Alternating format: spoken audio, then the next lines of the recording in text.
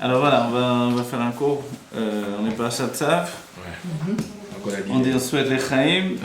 L'essentiel évidemment c'est se préparer à Pessah maintenant parce que ça y est, on est rentré dans le Chodesh Nissan.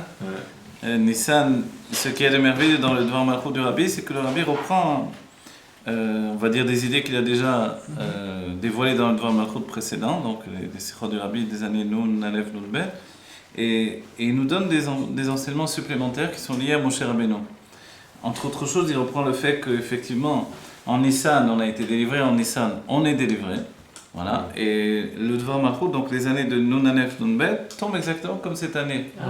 Voilà. Donc on a vu le Dvar Malchut précédent, il avait été dit pour Shabbat Rosh Chodesh, Shabbat HaChodesh, vous voyez, et Shabbat Vaikra. Et maintenant, donc on avait sorti 3 Sifrei Torah, comme on a dit, et le Rabbi nous a dit que ça nous donnait une force dans le comportement naturel, faire pour Dieu ici-bas une maison, et le comportement divin. Voilà, on a vu par rapport aux 2 mois, alors pour ceux qui n'étaient pas justement, on a vu par rapport au mois de Tishri et au mois de Nissan. Voilà. Et maintenant le Rabbi continue, il nous dit que Nissan, on voit que ce sont les 2 lettres de Nissé Nissim. Il y a 2 Nounim, vous voyez, Nissan, il y a un Nun au début et un Nun à la fin. Donc ce mois commence par Nun et finit par Nun. Et qu'est-ce que c'est Nun 2 fois comme ça? Le Rabbi nous dit Nissé Nissim, des miracles et des miracles. 2 fois de suite des miracles. Et l'explication, c'est que ce sont des miracles qui vont être tellement grands que les miracles de la sortie d'Égypte vont apparaître tout petits à côté, presque insignifiants, effectivement. Voilà. Donc des miracles, même par rapport aux miracles de la sortie d'Égypte, qui sont toutes les plaies qu'on a vues en Égypte, c'est extraordinaire, mais la sortie elle-même d'Égypte, qui était miraculeuse, et puis la traversée de la mer essentiellement. Alors ça, on peut dire que c'était des miracles nouveaux pour le monde, si bien qu'elles sont de l'ordre des miracles qui transforment complètement la nature du monde. Et le Rabbi nous dit par rapport à ça qu'il y a 2 sortes de miracles. Il rapporte aussi dans des Mamarim, mais là vraiment dans le Dvar Malchut, il nous dit qu'il y a des miracles qui pénètrent dans la nature du monde, si bien que le Baal Hanes et l'homme Akir Ben Nisso, même celui qui vit le miracle n'est pas au courant qu'il y a un miracle. Comme assez souvent au quotidien, il y a des tas de choses que l'on vit qui sont de l'ordre du miracle, et puis on a l'impression que c'est la vie, c'est la nature. Tout simplement, quelquefois, quand on est en bonne santé, on a l'impression que c'est normal. Mais très souvent, ce sont des miracles qui font que l'on continue d'être en bonne santé malgré les choses de mauvaise qualité que l'on mange à notre époque, etc. Tous les produits chimiques qu'on met dans n'importe quoi. Donc en vérité, on aurait dû être beaucoup plus malade, mais on voit qu'on continue à être en bonne santé. Le Rabbi nous dit également une chose, pas dans ce Dvar Malchut, mais dans un autre endroit, il nous dit toutes les théories que l'on fait sur la destruction du monde par rapport à l'appétit dévorant de l'homme qui détruit le monde au fur et à mesure des années, et on va dire les bilans des scientifiques qui nous disent ça y est, la fin du monde approche parce que les hommes sont en train d'user la planète Terre et que bientôt elle ne pourra plus le supporter, et puis elle s'auto-détruit par le fait que l'usage de l'homme est trop fréquent, il demande trop à une planète qui ne peut pas fournir tout ce qui lui est demandé. Mais le Rabbi nous dit c'est vrai, mais c'est sans prendre en compte l'Hashgacha pratique de Dieu, cette chose-là. C'est-à-dire de dire que l'ozone est détruit par des aérosols, des bombes aérosols, etc. etc. Tout ça de manière naturelle, effectivement, on peut le supposer. Le supposer, parce que c'est jamais totalement prouvé tout ça. Mais quoi qu'il en soit, quand on aborde les choses de manière divine, alors tout ça c'est dans les mains de Dieu. B'Hashgacha pratique, Dieu recrée le monde à chaque instant. Il peut, quand il veut, recréer le monde guéri, bari, et que tout reparte pour le bien. Donc en fait, rien n'est dans les mains de l'homme, si ce n'est les responsabilités que Dieu lui a confiées dans un certain point de vue. Voilà. Par rapport à tout ça également, le fait que le Rabbi nous dit, puisqu'il y a 2 manières de diriger le monde, de manière naturelle, de manière divine finalement, et que les 2 mois de Tishri nous donne une faculté de recevoir la direction du monde dans un côté TV, naturel, Nissan, lui, nous dirige vers une anaga, un comportement divin. Si bien que dans le Dvar Malchut précédent, on a vu que c'est la nature du juif, d'être lié à l'aspect divin de la création, c'est-à-dire une création totalement exaltée par Dieu, qui fait que finalement il vit au sein même du miracle de Dieu. Et le Rabbi nous le donne à comprendre par rapport à 2 noms, qui sont le nom Elohim et le nom Havaye. Elohim qui est de la valeur numérique de Hateva, la nature, et le nom Havaye donc Yud Ke Vav Ke, les 4 lettres, le tétragramme, qui lui est lié totalement à ce qui est Mehavé, qui fait exister le monde. Ce qui fait exister le monde existe à partir du néant. Dès que l'on a dit que le monde existe, on traduit en latin ex nihilo, donc une création à partir du néant, en hébreu on dira yesh me'ain, c'est-à-dire que l'état précédent n'est pas perçu. C'est ça ce que ça veut dire quand on dit yesh me'ain, où est-ce qu'il y a du néant? Il n'y a pas de néant, tout est rempli par Dieu, donc on ne trouve pas de néant nulle part. Mais le néant, c'est ce qui n'est pas perçu par notre faculté de saisir les choses, c'est-à-dire par nos sens humains tout simplement. Donc au lieu de saisir les choses par le sens humain, il y a quelque chose qui est de l'ordre de l'essence, et c'est comme ça que Dieu donne la naissance de toute chose. Vous voyez, en français ça coïncide dans le langage. L'essence qui donne la naissance, par le biais du Shem Havayé. En hébreu, n'oubliez pas, Havayé, c'est-à-dire Mehavé, qui fait exister, qui donne l'existence, vous voyez, des choses. Donc en fait, le Shem Havayé, il est véritablement le nom qui est relié au peuple juif dans son essence, dans son être profond. Et c'est essentiellement le jour du Shabbat que l'on s'attache à ce nom. Tandis que les jours de la semaine, on est lié au Shem Elohim. Donc le monde naturel. Nissan nous pousse tout entier vers le monde Havayé qui lui vient, on va dire, subjuguer la réalité pour lui donner d'atteindre des sommets de proximité avec l'essence de Dieu. Et donc totalement un monde miraculeux. Voilà. Mais au sein même de la réalité que l'on vit. Le Rabbi nous dit que dans les deux sortes de miracles, finalement, il y a celui qui transforme le monde de l'intérieur. C'est ce miracle qui n'est pas connu même par celui qui le vit, donc par le monde naturel également. Et puis il y a le miracle qui, lui, évidemment, surprend par son état merveilleux, qui est totalement hors norme par rapport à la réalité. Et en vérité, donc, les deux ont un rôle à jouer, mais ce qui est flagrant, c'est que le miracle qui s'intègre dans la réalité, alors il transforme le monde de l'intérieur. Et c'est le travail du juif, de procurer au monde finalement un miracle qui s'intègre de l'intérieur, qui transforme la matière du monde de l'intérieur. Tandis que d'un autre point de vue, le travail de Dieu, c'est d'apporter un miracle qui lui va transcender les normes du monde naturel. Mais évidemment, les deux choses sont tenues par Dieu, évidemment. Dans un ordre, ou dans le même état d'esprit, le Rabbi nous dit, c'est également ce qu'il y a avec Moshe Rabbeinu. Moshe Rabbeinu, qui est, lui, finalement, celui qui nous a donné la Torah, celui qui porte le peuple juif et le dirige vers Dieu, celui qui, dans toutes les époques, vit et reste avec nous au quotidien. Moshe Rabbeinu, en fait, il est celui que les sages ont défini comme Va'ish Moshe. Alors, on sait qu'il est un ave, etc. Mais ce Ish Moshe, il est Ish Elohim. Vous voyez? Bekavana, j'ai pris le terme Va'ish Moshe, tel qu'il est écrit dans le Passo. Et maintenant, il est rapporté par les sages Ish Elohim, l'homme divin. Mais l'homme dans la formulation de Ish. Et Ish, a priori, c'est lié au sentiment. Elohim, par contre, c'est lié au nom Elohim. Mais ce Ish Elohim, en fait, c'est Moshe. Moshe, il est totalement lié au Shem Havayé, au nom de Dieu, qui transcende le monde naturel. Mais lui-même est dans un état où il est à la fois un homme et à la fois Elohim. Et la formulation que les sages nous donnent de comprendre, c'est qu'il n'est pas, quand on dit Ish Elohim, c'est qu'il est en fait un homme divin, un homme Dieu, d'un certain point de vue. Si on traduit réellement, de dire un homme Dieu. On va dire que c'est pas un Dieu, non, parce que c'est un homme. Alors c'est un homme ou c'est un Dieu? En fait, Dieu, on n'a qu'un seul Dieu dans le judaïsme. Alors c'est quoi cet homme Dieu? Qu'est-ce que ça veut dire? C'est-à-dire qu'il y a un homme qui est tellement lié à Dieu qu'il se départage en deux aspects dans sa personnalité. D'un côté, le bas du corps, qui est effectivement lié à ce que l'on appelle l'homme, c'est-à-dire quelqu'un qui vit dans un monde matériel et qui ressent le monde matériel, a priori. Et de l'autre côté, Dieu, c'est-à-dire quelque chose de divin qui règne parmi les hommes et qui dirige les Juifs là où ils doivent aller. Voilà. C'est pour ça qu'il a épousé Tzipora. Comme un Tzipora. Et Moshe, à la fin, c'est vrai que dans le Midrash, on nous dit qu'il refuse de quitter Eretz Israël, puisqu'il va être un âne, il va prier tant et tant de fois, que Dieu lui dit stop. Mais Moshe va dire, s'il te plaît, laisse-moi être comme un Tzipor. Voilà, vous m'éclairez sur l'idée encore plus, puisque sa femme s'appelait Tzipora, donc voilà. S'il est marié avec une Tzipora, avec un oiseau féminin, il doit être un oiseau masculin lui-même. Et Moshe voulait être comme un Tzipor. Et le Tzipor, les sages ont dit, c'est pas comme un animal qui rampe sur la terre. C'est un animal qui est dans la terre, mais qui est quand même... voilà, il est vraiment toujours en train de voler, il est au maximum sur les... sur les arbres et sur ce qu'il y a de plus haut. Et donc, ça c'est Moshe Rabbeinu. Il veut bien être rentré dans la terre d'Israël pour faire Torah et Mitzvot, c'est on va dire, le vœu le plus cher. Mais en réalité, il n'a pas vraiment un rouge, il n'a pas un sens du monde matériel. Et en fait, donc, ce il envisage le plus proche pour lui dans les animaux, c'est ni un animal qui est uniquement dans l'eau, puisque Minamaim et Shitiou, Dieu l'a sorti de l'eau par le biais de la fille de Paro, Batia. Mais maintenant, comme il est dans cet aspect-là, le Rabbi nous dit cet aspect-là de Moshe, c'est plus élevé encore que l'aspect de Isha Elohim finalement.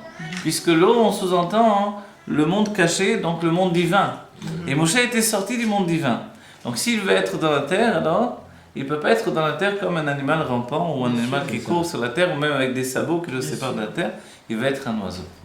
Et ça, c'est l'idée de Moshe. Il n'a pas tellement un rouge du Olam Hazé. Il n'est pas tellement matériel. Et quand le peuple juif lui demande de la viande, il ne comprend plus rien. On va dire qu'il craque. En termes communs, il craque. Il dit qu'est-ce que c'est de la viande. Il a sorti de là-bas, il en demande de la viande. De la viande, tout à coup, c'était le pire qu'on pouvait les demander. En plein désert. Mais il ne faut pas oublier qu'ils avaient du bétail, ils avaient tout ce qu'il faut. Alors qu'est-ce qu'ils demandent à manger de la viande? En fait, ils avaient des désirs, on va dire charnels. Voilà. Ils avaient été séparés de leur femme et ils en étaient arrivés à dire Moshe, donne-nous de la viande. On ne peut plus vivre comme des anges, on n'est pas des anges, on est des hommes. Mais Moshe, il n'est qu'une moitié d'homme en lui. Et quand la moitié d'homme voit que les hommes ont un sens animal, alors la moitié d'homme n'arrive pas à le saisir en réalité. S'il avait été dit qu'il a été moitié homme et moitié animal, comme nous autres, le bas du corps est animal et le haut est homme, chez Moshe, non, c'est le bas du corps qui est homme et le haut, il est divin. Donc Moshe ne sait pas trop ce qu'on lui demande dans ce cas-là.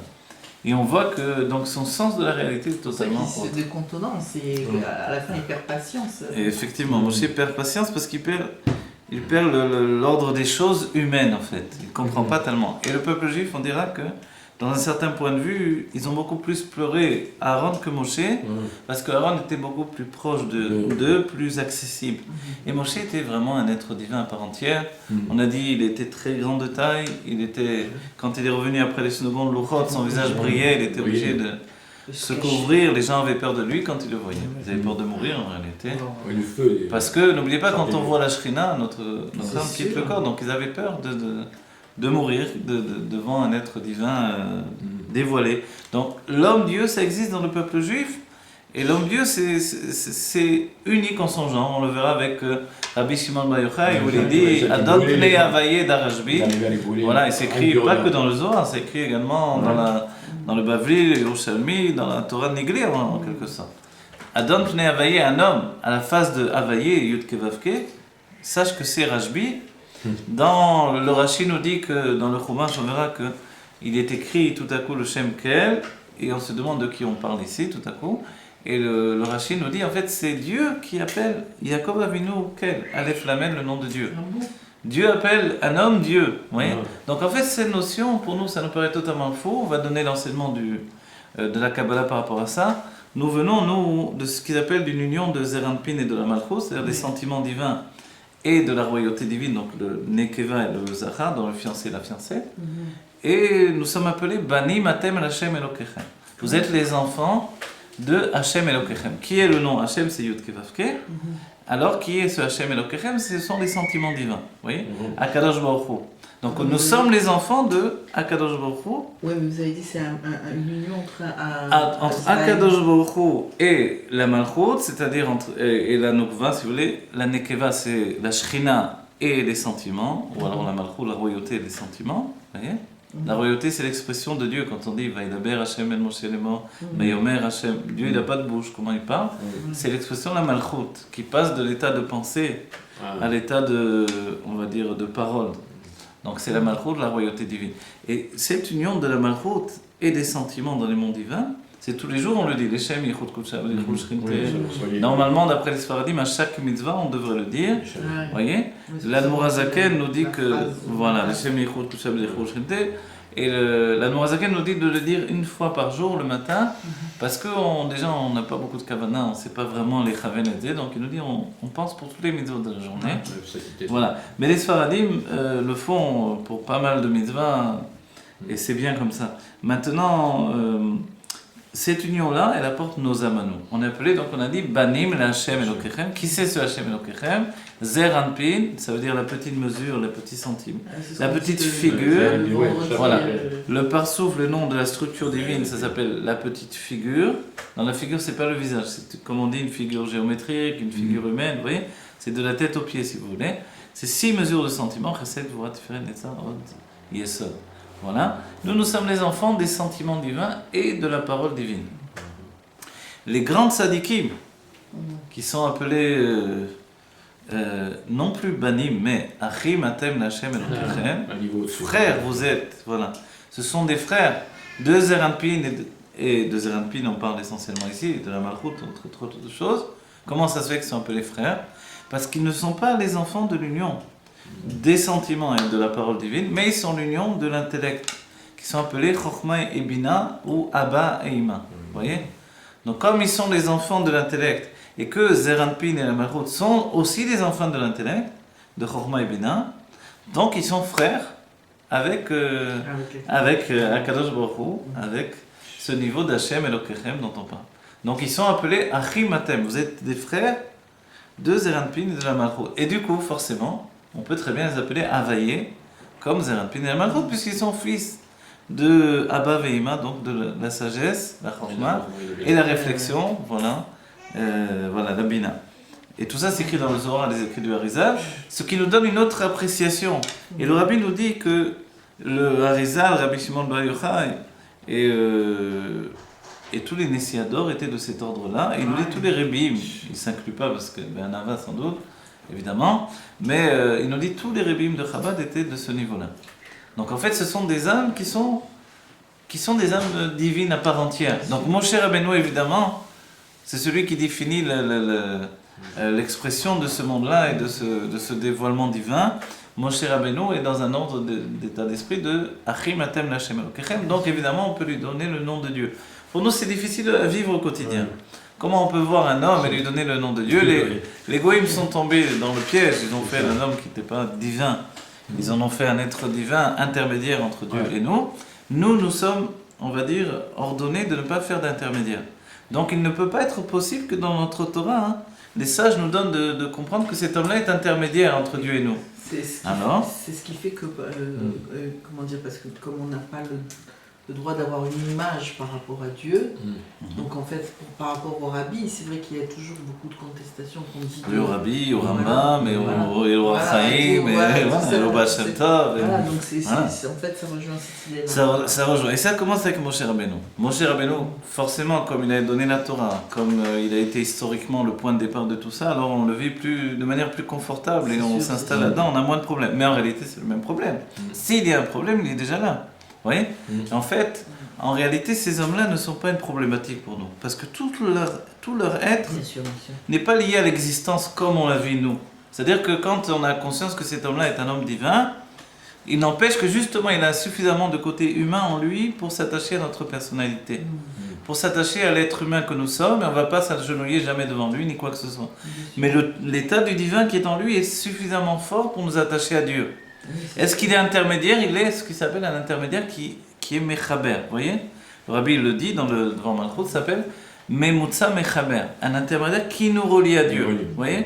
Non pas un intermédiaire qui nous sépare de Dieu et qui peut être pris à part entière de par lui-même. Non, pas du tout, jamais. Dans ce cas-là, c'est sûr qu'on passe dans l'autre côté. Ici, dans la Kedusha, cet intermédiaire-là, il a pour but de nous relier à Dieu. Et Moshe Rabbeinu n'a jamais voulu être l'intermédiaire en réalité, comme tout prince de la génération, que ce soit David Améler, que ce soit Moshe Rabbeinu, oui, que ce soit Mordechai, que ce soit n'importe quel sage. Le rabbi qui pendant un an a refusé d'être rabbi, ou le rabbi Rachab 10 ans qui a refusé d'être rabbi, ou oui, le Baal Shem Tov 7 ans il a refusé d'être rabbi. Pourquoi ils ont tous refusé? Parce que justement, ils ne veulent pas être intermédiaires. Leur but, c'est que le peuple juif s'attache à Dieu directement. Et Moshe le dit plus d'une fois, et on le voit dans les textes du Rashi, c'est vrai que du début, quand le peuple juif a peur de mourir, il dit à Moshe, sois notre intermédiaire. Moshe, c'est pas son désir et toute sa recherche intime, c'est ça, de relier le peuple juif à Dieu de manière directe. Alors, on entend la musique de la Géoula. Voilà, on va peut-être arrêter là cette première partie. En définitive, Dieu nous dit que que Moshe Rabbeinu, lui, il est un Isha Elohim, et que cette notion de Isha Elohim, c'est quelque chose qui est gravé dans son être, et que finalement on n'a pas à avoir peur, et au contraire on doit rechercher cet être-là, cet homme-là, qui nous rapproche de Dieu, et que finalement la perfection de notre attachement à Dieu ne peut passer que par ce Isha Elohim. Pourquoi? Parce que finalement on l'a choisi nous-mêmes, on l'a imposé à Dieu, on l'a imposé à la Metsiout, et le choix du peuple juif, c'est quelque chose d'essentiel. Et si Dieu a donné un intermédiaire qui nous relie à Dieu, c'est que finalement il s'efface, il n'existe pas. C'est seulement parce qu'il n'existe pas lui-même, dans son être, il n'a pas de sensation d'exister qu'il peut nous relier à Dieu. S'il était un seul moment empli de son existence, alors c'était terminé. Il deviendrait un intermédiaire qui nous sépare de Dieu. Et ce n'est pas le cas ni du Rabbi de Lubavitch de notre époque, ni de tous les rabbins de Chabad, ni du Baal Shem Tov, ni du Maggid de Mezritch, ni du Harizal. On voit que ces tzadikim-là, ils n'ont pas de vie pour eux-mêmes. Ils ne sont pas venus dans le monde pour se parfaire, pour atteindre des élévations personnelles. Ils sont venus pour le peuple juif. Alors nous, on doit comprendre que notre bien-être ne peut passer que par ces tzadikim, mais d'ailleurs, ils sont vivants pour l'éternité. Oui. Le prince de la génération continue à nous diriger, mais ce que l'on voit, c'est que on vit toujours avec Rabbi Yehuda Nassi, avec Rabbi Akiva, avec le Rambam, avec le Rashi, avec le Or HaChaim HaKadosh, avec le Baal Shem Tov.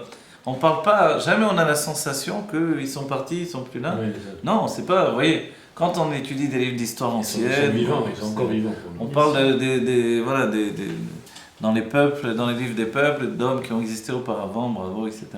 Mais c'est du passé. Mais là, dans le judaïsme, ça n'existe pas d'étudier le Rashi au passé. Si bien que même le Baal Shem Tov nous dira que si on lit la Megillah en pensant que c'était il y a longtemps, qu'aujourd'hui il n'y a plus rien à voir avec ça, lo yatsa.